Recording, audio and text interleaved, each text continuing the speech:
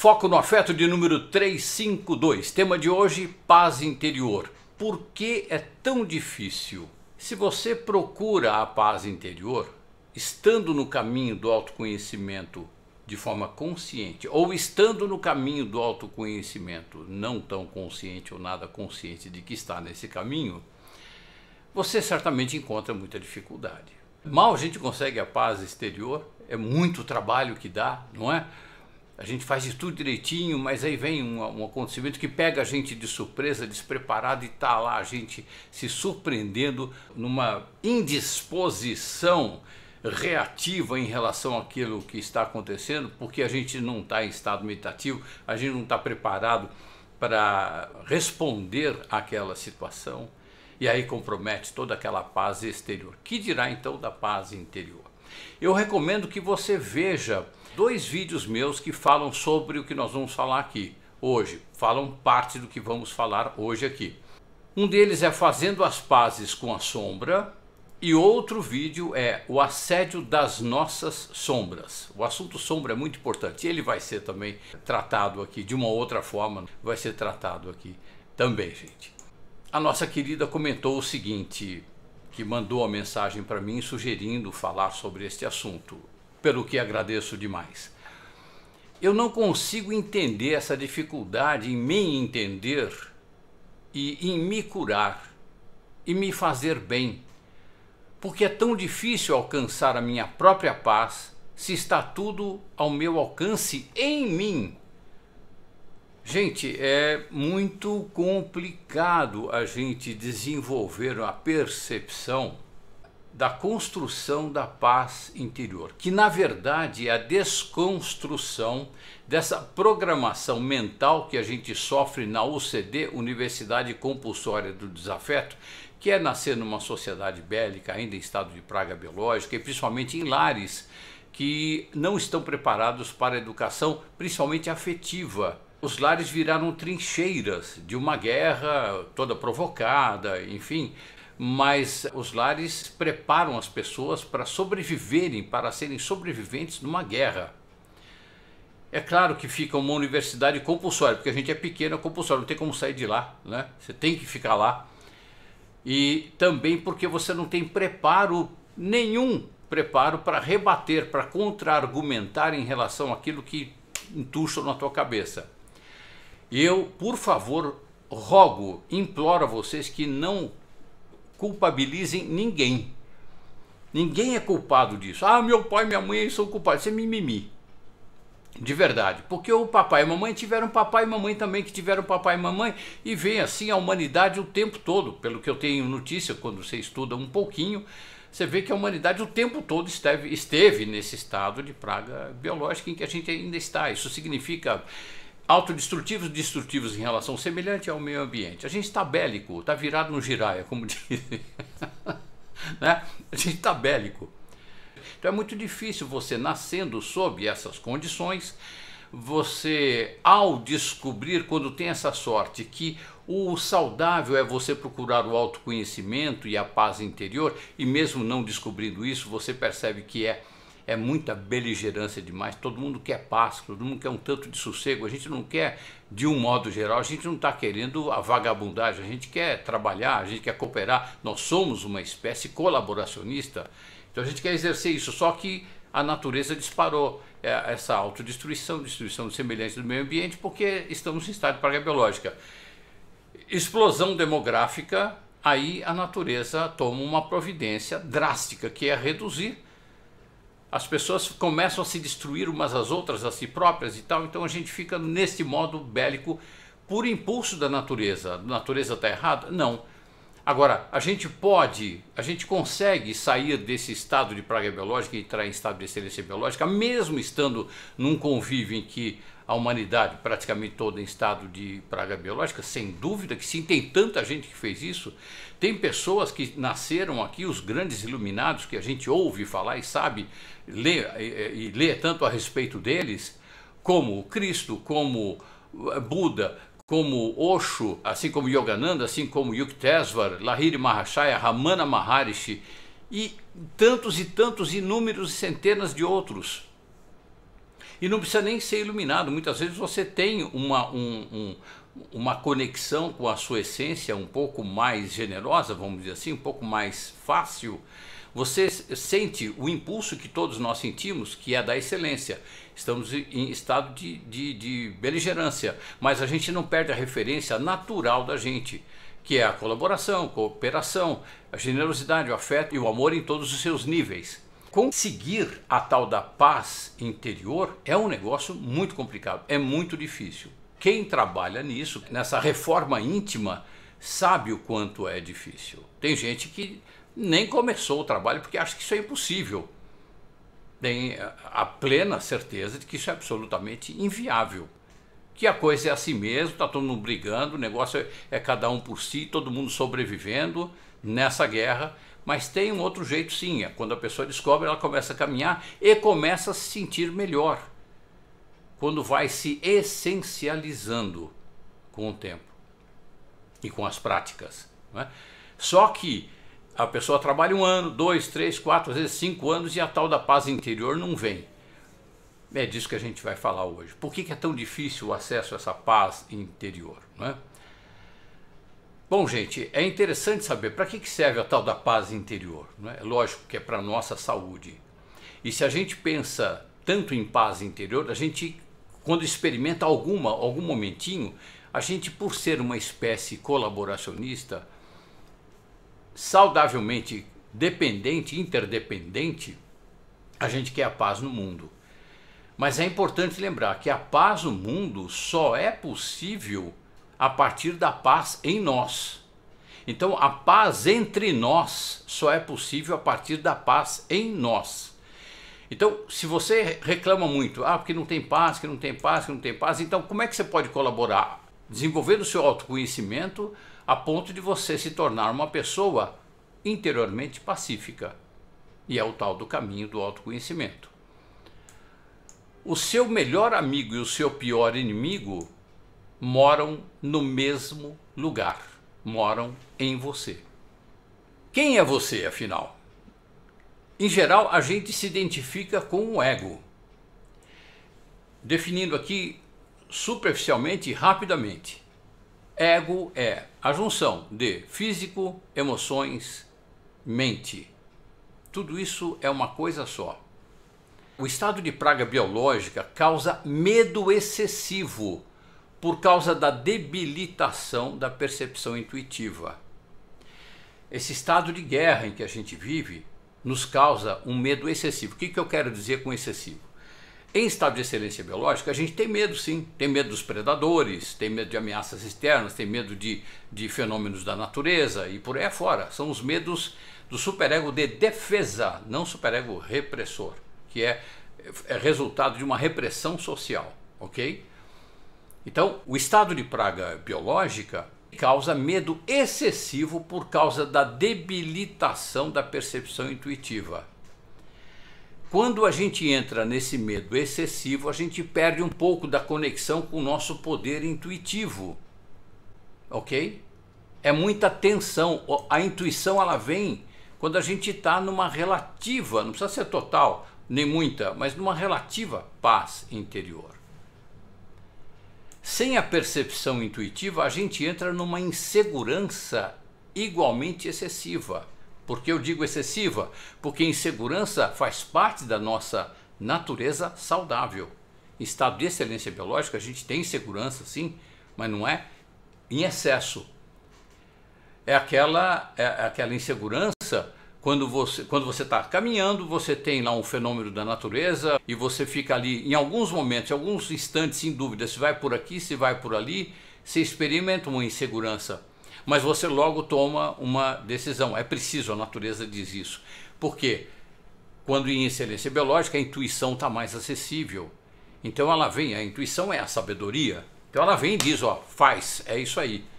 Aí o seu ego como ferramenta que é, ele vai e faz. Eu vou aqui fazer humildemente umas sugestões de práticas e posturas para a gente desenvolver alguma paz interior. Seria um iniciar de caminho.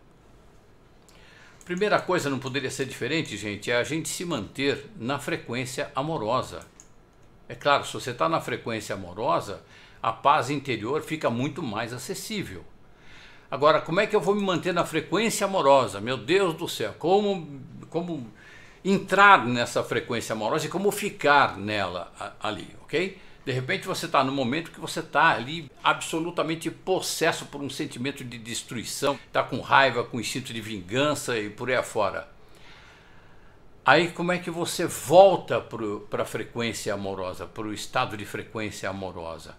A oração repetida é uma prática excepcionalmente boa. Experimenta, o dia que você tiver com um sentimento absolutamente bélico, ou destrutivo, ou depressivo, começa a orar. A oração que você quiser, pode ser qualquer coisa, qualquer oração, não estou falando dessa ou daquela bandeira religiosa, pode ser até uma oração que você invente, que você sinta. Começa a fazer oração e faz uma atrás da outra, mas ligado nas palavras. E ligado com um sentimento construtivo, sentimento saudável. Mas como eu vou desenvolver um sentimento saudável se eu estou ali naquele momento possesso, estou com raiva, com instinto de vingança? Bem, se você acreditou nisso que eu estou falando, que você, praticando alguma oração, você consegue mudar o seu estado, então não desista. Para você pode demorar 1 hora, para outras pessoas 2 horas, 15 minutos, 1 minuto. Varia demais, demais. Varia até mesmo para você em momentos diferentes. Em momentos em que você está com uma sintonia, digamos, de ressentimento, está extremamente abalado. Vai demorar provavelmente bastante, talvez não. Mas depende de como você está naquele dia, naquele momento. O importante é que você comece na oração e não pare. Vai chegar uma hora, o que acontece quando você repete uma oração concentrado na oração, naquilo que você está dizendo? Você para de pensar besteira. A sua mente fica voltada para a oração. E como a oração tem um poder mântrico, ou seja, ela te conecta com uma energia amorosa, se você se entregar, é claro. Então é claro que você vai mudar de canal, você vai mudar de frequência. Você pode usar, ao invés de oração, você pode usar mantras. Tem inúmeros mantras. Existem inúmeros mantras. Entra no YouTube e faça lá uma observação. Dê a busca ali, mantras. Aí você vai ver inúmeros mantras. De todas as origens possíveis. Você pode usar músicas que te reconectem com o estado de alegria e ou amorosidade. Amor e bom humor estão sempre juntos, ok? O uso da respiração diafragmática é uma prática essencial e muito boa para isso também. Respira pelo diafragma, concentrado na respiração por muito tempo. Vai chegar uma hora que o seu estado de espírito, vamos chamar assim, ele vai mudar. A respiração diafragmática muda a sua sinapse cerebral.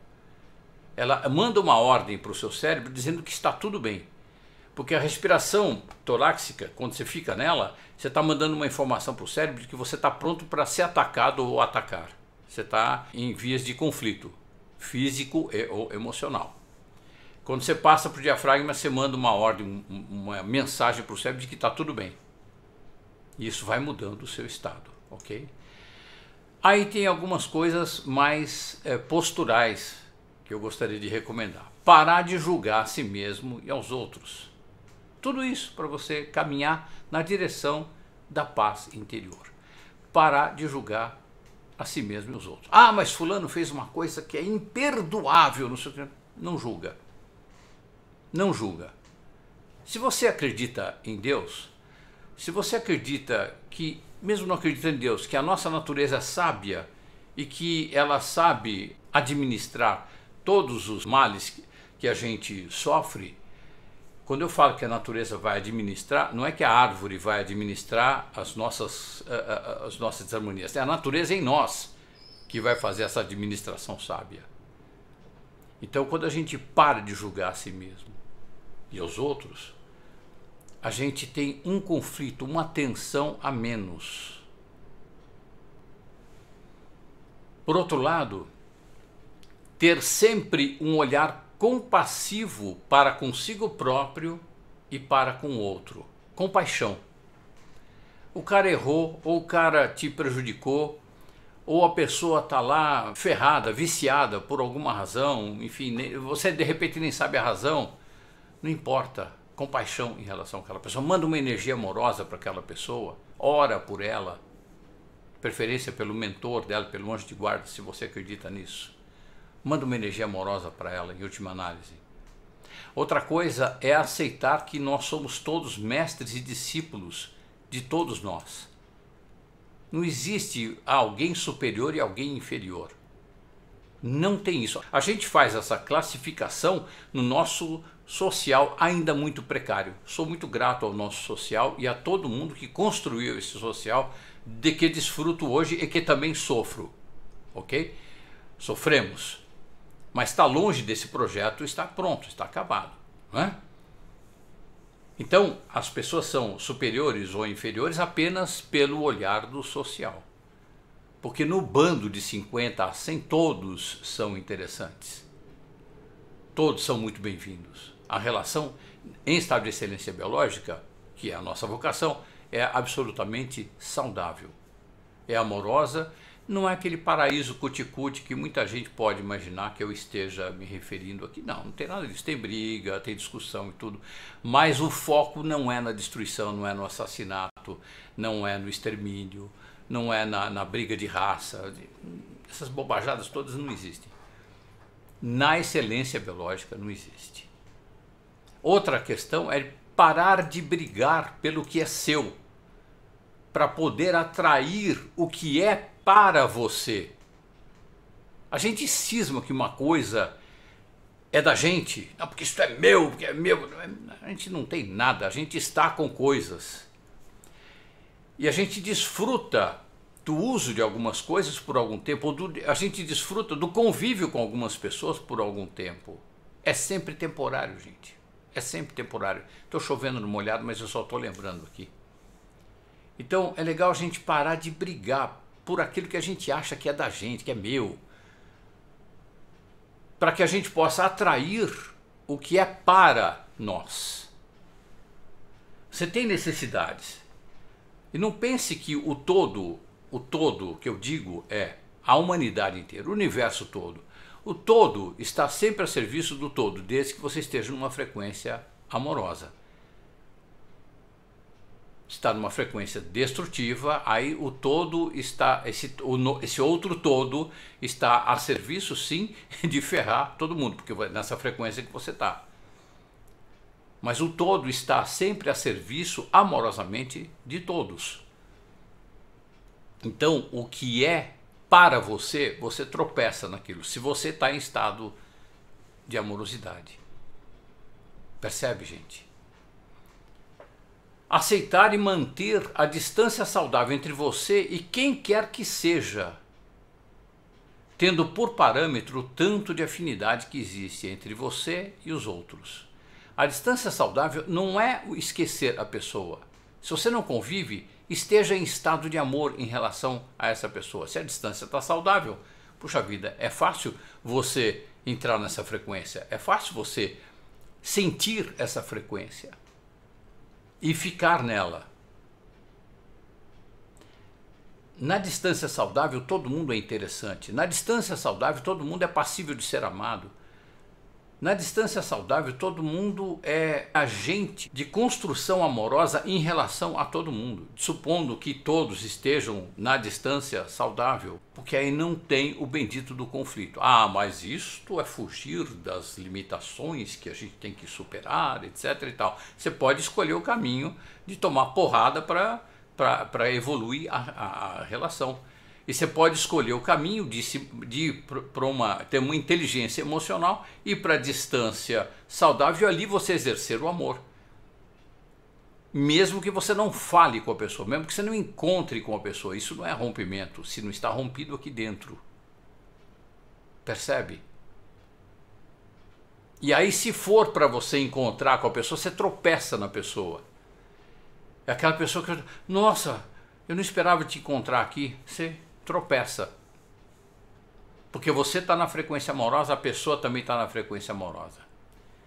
Dizem que o mundo está numa fase de expiação e está passando para uma fase de restabelecimento. As pessoas estão numa fase de expiação agora, passando para uma fase de restabelecimento. Se não mudar alguns paradigmas, isso aqui vai continuar sendo um lugar de expiação mesmo. É preciso aprimorar as relações em direção ao amor, a relação comigo mesmo, a relação com o outro. Outra postura que ajuda você a chegar mais próximo da sua tão desejada paz interior é nortear todas as relações que você tem pelo afeto generoso. Ah, estou em dúvida se eu assino tal contrato com não sei o que, vê onde tem ali afeto. Ah, cláusula 1, opa, aqui não está caminhando para o desafeto, não está endereçando para o desafeto. Cláusula 2, se está tudo ali focado no afeto, tudo bem. Aí você assina aquele contrato com mais tranquilidade. O que não quer dizer que uma das duas partes não possa, de repente, entrar em estado de desafeto. Tem o contrato escrito e tem o trato de boca que você faz com as pessoas. Norteia tudo pelo afeto. As convivências. Ah, você foi convidado para ir na festa de não sei quem, tá. Bom, mas ali, nossa, tem algumas pessoas por quem eu tenho um tanto de afeto, mas tem algumas pessoas que para mim são tóxicas, então não vou. Visitarei, se for o caso, se me for permitido e se eu for aceito, eu visitarei as pessoas por quem tenho um afeto, se for possível. Nortear todas as relações pelo afeto generoso. Isso, imagina, eu estou falando coisa por coisa, imagina tudo isso sendo acrescentado na sua vida e você fazendo isso, você executando isso. Gente amada, gente querida, quão leve fica a vida. Aceitar amorosamente que os nossos repressores e opressores são, de uma forma avessa, também responsáveis pelo desenvolvimento da nossa luz. Ah, mas eu tive não sei o que, um parente que era narcisista, que me ferrou, porque não sei o que. Isso dói. Eu não estou gozando da cara, tirando um sarro de quem é vítima de narcisista. Não é isso, tá? É que se a gente foca nisso, se eu decido focar nisso, então aí como é que fica a minha frequência? Eu nunca vou superar isso. Se eu ficar focado no mal que me fizeram, meu Deus do céu, eu não sei nem se eu consigo viver sem estar numa profunda depressão. É sempre uma opção, a luz ou a sombra. É sempre uma opção. Então, quer a paz interior? É bom, né? Quando você tem é bom. Então a gente trabalha para que ela seja cada vez mais ampla, mais duradoura nas nossas vidas. Então aceita amorosamente, também isto, aceita amorosamente que os nossos repressores e opressores são, de forma avessa, também responsáveis pelo desenvolvimento da nossa luz. Porque se não fosse um narcisista na minha vida, talvez eu não procurasse tanta luz, talvez eu não procurasse tanto recurso para me entender. Porque o narcisista na vida de uma pessoa, ele faz com que esta vítima perca a noção de identidade. Ela não demora para ela saber quem ela é, o que ela é. Tanto o narcisista quanto o psicopata provocam esse dano facilmente. Bom, se não fosse o psicopata ou o narcisista, eu não teria procurado tanta luz. Eu não teria procurado entender o ser humano tanto quanto a gente se dedica a entender o ser humano. A pessoa pode ir para a treva, se revoltar contra o mundo, brigar com todo mundo, ficar no ódio, ficar na raiva, mas isso aí tem um limite e chega uma hora que a coisa tende a mudar, e a gente vai falar disso daqui a pouquinho. Então esta é mais uma postura difícil, mas importantíssima para que a gente possa desenvolver a paz interior. Aceitar amorosamente que os nossos repressores e opressores são, de uma forma avessa, também responsáveis pelo desenvolvimento da nossa luz. Outra, aceitar que o amor jamais será explicado, entendido, controlado, adaptado, padronizado. usado ou fabricado, porque o amor é imponderável, é impalpável. Não é um objeto. Não dá para fazer um contrato de amor, porque o amor, ele é dinâmico por si só. Eu acho ainda, eu sinto, me permito às vezes me indignar com algumas coisas que a gente faz, eu tenho compreensão sobre isso, faz parte da evolução da nossa consciência, mas eu acho tão tosco e tão tolo o ato da gente escrever um contrato que tem por base a manutenção de um sentimento para o resto da vida.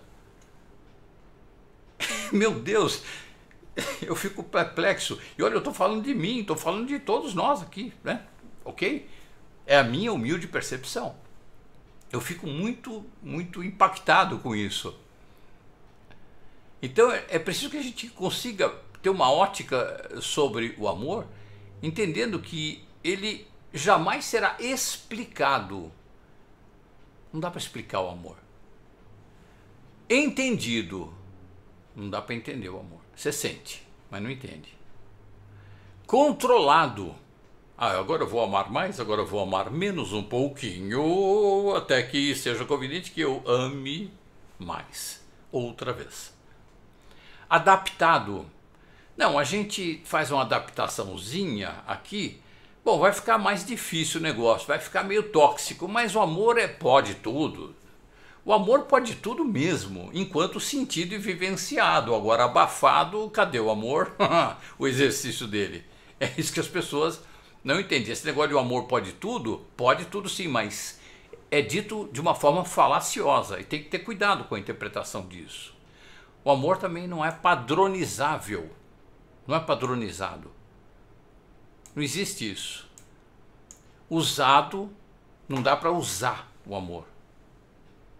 Você sente ou vivencia, só. Quando você, eu vou usar este amor para... Não, ferrou, já não está mais no amor. E nem muito menos fabricado. Isso é óbvio, né? Porque o amor, felizmente, é imponderável, impalpável. Aceitar, outra coisa, para a gente ir em direção à paz interior. Aceitar que o amor pode apenas ser sentido e vivenciado. Só dá para fazer isso com amor. Sentir e vivenciar o amor. E não é pouco isso não, porque você consegue sentir amor o dia inteiro? O tantinho que você sente de amor em algum momento é capaz de mudar um mês da sua vida para melhor. Imagina você sentindo amor o dia inteiro. Agora é treino. Treino de frequência, de você permanecer na frequência amorosa. Dá trabalho, não é? Mas a gente, em geral, não gosta muito daquilo que dá muito trabalho. Amor para mim é um negócio espontâneo. Eu sinto ou não sinto? Tá bom, então vai nessa. Na inércia do estado de praga biológica que a gente está, você vai pro poço de detrito lá. Detrito tóxico, né? Aceitar que o amor pode apenas ser sentido e vivenciado. Não tem mais o que fazer com o amor. Agora, se você se permitir sentir e vivenciar amplamente o amor, quanto mais intensamente você sente amplamente, a sua vida, você cura a sua vida. Você cura tudo em você, praticamente tudo.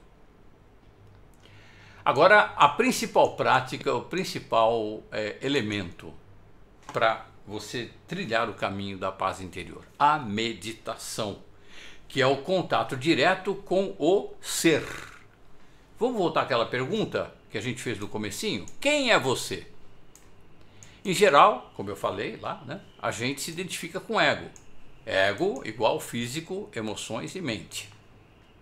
Mas isto é um equívoco. Isto é um equívoco. Essa identidade com o ego, quem é você? Eu sou o meu físico, minha mente, minhas emoções. Isto é um equívoco. Não, eu não sou isso. Identificar-se com o ego é o mesmo que alguém identificar-se com a roupa que está vestindo. Por exemplo, alguém pode perguntar para Maria, Maria, quem é você? Eu sou a minha roupa. Então, quando eu falo que eu sou o meu físico, minha mente e as minhas emoções, isto é uma roupagem. Isto não é o ser que habita meu físico, mente e emoções. Essas coisas estão todas juntas. Assim como tudo que está no nosso organismo material, está tudo junto, é que a gente separa, né? São órgãos com funções diferentes. É desse aspecto que eu gostaria de abordar aqui. Então, eu estou dentro de um corpo que é físico, ele dispõe de emoções, eu posso dispor de emoções, ter emoções, expressar emoções, e tem uma mente que pode pensar.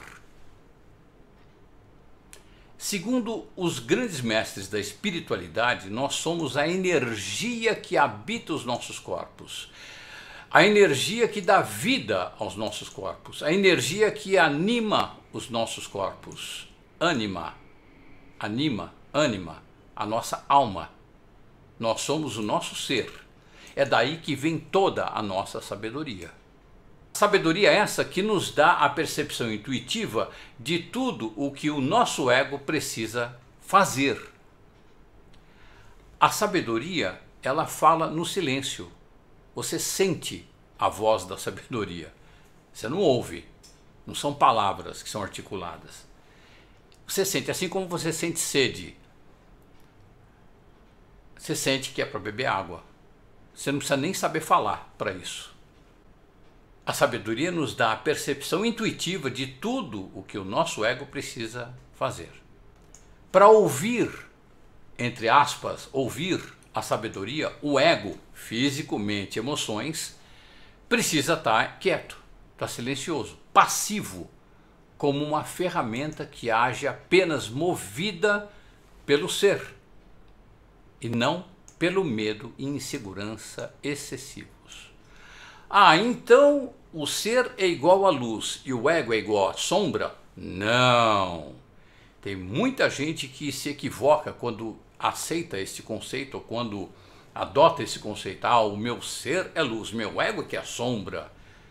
Completamente equivocado essa percepção. A sombra é fabricada pela mente que está dissociada da intuição, da sabedoria, que vem do ser.